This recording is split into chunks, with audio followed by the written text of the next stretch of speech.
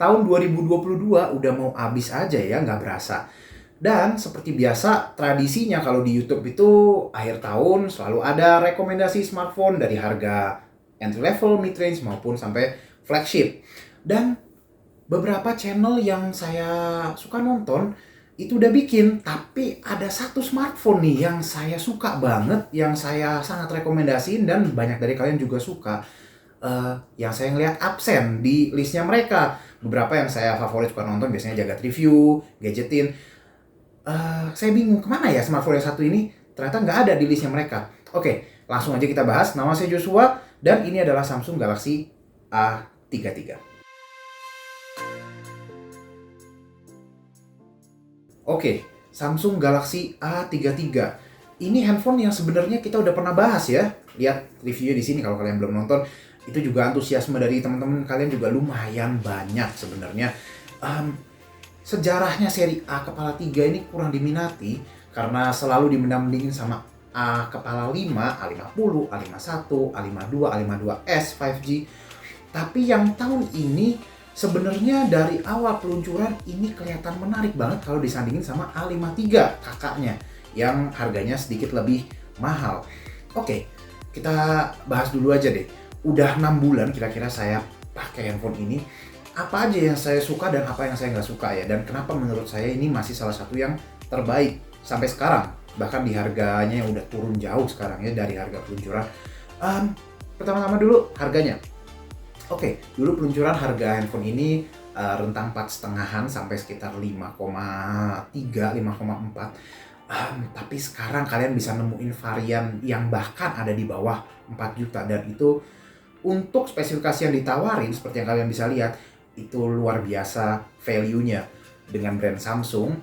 Yang pertama-tama adalah update-nya terjamin. Untuk OS, ini udah One UI 5 ya. Ini Android 13 yang baru aja dapat update-nya beberapa minggu yang lalu.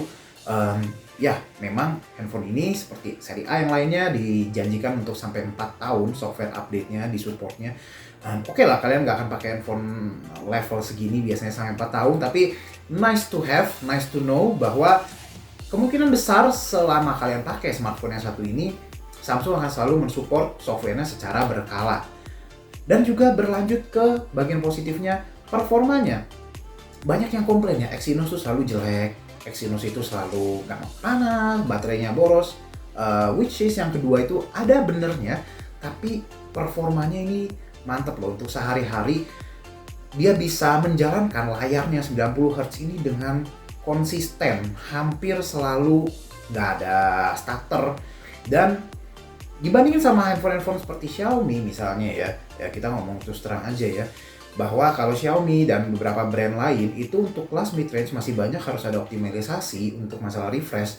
Karena biasanya di YouTube atau di misalnya contohnya Google Chrome yang paling saya sering ngerasain, itu meskipun mereka punya refresh rate tinggi, tapi praktikalnya nggak jalan karena beberapa aplikasi tuh cuma jalan di 60 Hz. Sementara untuk Samsung ini optimalisasinya mantep, dia bisa jalan di 90 Hz di berbagai skenario. Bahkan menurut saya yang saya merasakan yang cuman dia jalan di 60 itu hanya Google Maps. Tapi selebihnya aman.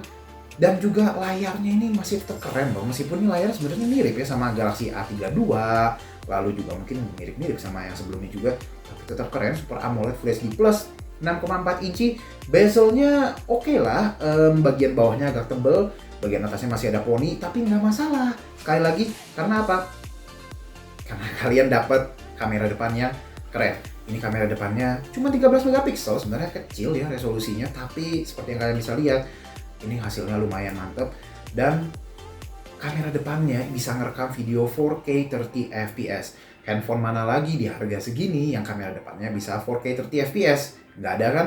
Dan kamera belakang yang 48 megapiksel meskipun kalah ya resolusinya dari smartphone zaman sekarang yang udah tinggi-tinggi, tapi ternyata kalau dibandingin kualitasnya side to side, ini masih bersaing banget bahkan sama handphone 4, 5, 6 jutaan di tahun 2022 ini yang rilis.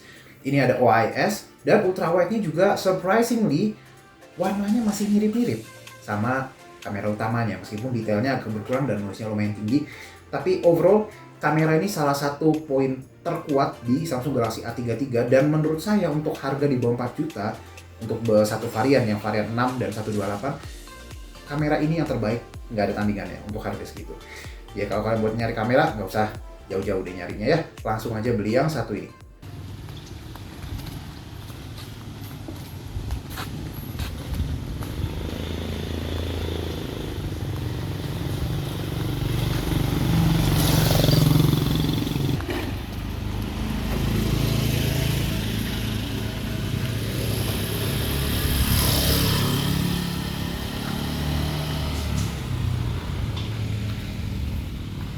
Nah, oke, ini contoh perekaman kamera depannya. Ini saya rekam di resolusi 4K 30 fps ya. Posisi ini siang hari sekitar jam 12 siang. Ini saya megangnya pakai satu tangan pastinya.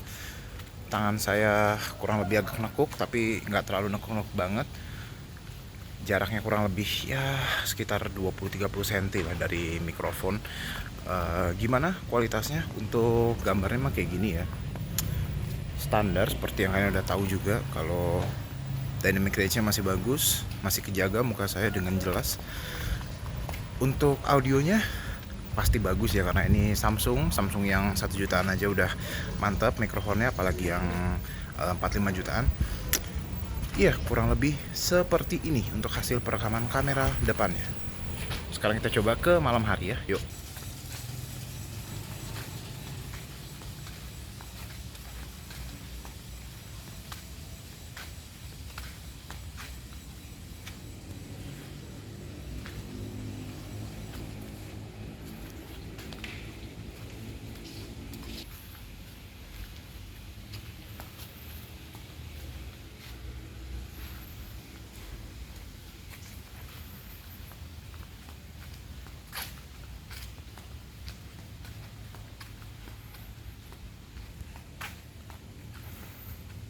Nah, ini adalah perekaman kamera depannya untuk malam hari di resolusi 4K 30 fps. Iya, masih bagus ya. Memang ini tempatnya nggak gelap-gelap banget sih, tapi buat kelas harganya seperti yang tadi saya bilang pas siang hari juga ini termasuk bagus. Dan dynamic range-nya untuk malam hari juga masih oke. Kalau kita bisa lihat ke belakang, ini ada sinar lampu terang. Muka masih bisa terekspos dengan baik, dan mikrofonnya bagus ya, seperti layaknya smartphone Samsung. Untuk stabilisasinya juga lumayan, nggak terlalu parah banget. Ini saya pegang pakai satu tangan. Oke. Gimana? Kalian nilai sendiri ya. Nah, gimana untuk perekaman videonya? Keren ya. Untuk yang satu ini, meskipun bukan yang luar biasa bagus sekali, tapi untuk kelas harganya juga termasuk salah satu yang paling bagus. Dan dia bisa 4K 30, which is nggak semua smartphone di kelas harga 4 jutaan kecil itu bisa. Oke, dan satu lagi nih yang membuat saya kaget secara positif ya pas beli handphone ini adalah speakernya. Dia pakai speaker stereo di earpiece satu dan di bagian bawah. Nggak ada headphone jack memang, tapi ini speakernya mantep. Ini balance atas dan bawah hampir sama, memang nggak 100% sama, tapi hampir balance 100%. Dan bassnya berasa, jadi kerasa suaranya full. Dan kalau kalian mau nonton digabungin sama layarnya Super AMOLED yang keren ini, nonton Netflix misalnya, itu udah mantep banget. Menurut saya kalau ruangan kalian nggak terlalu besar, udah cukup buat menuin satu ruangan dan cukup imersif lah berasanya. Sisanya, well, untuk build quality cukup solid. Plastik memang, polikarbonat, belakangnya ini matte. Well, smartphone Samsung seri A itu udah familiar banget lah ya berasanya, kalian pasti tahu.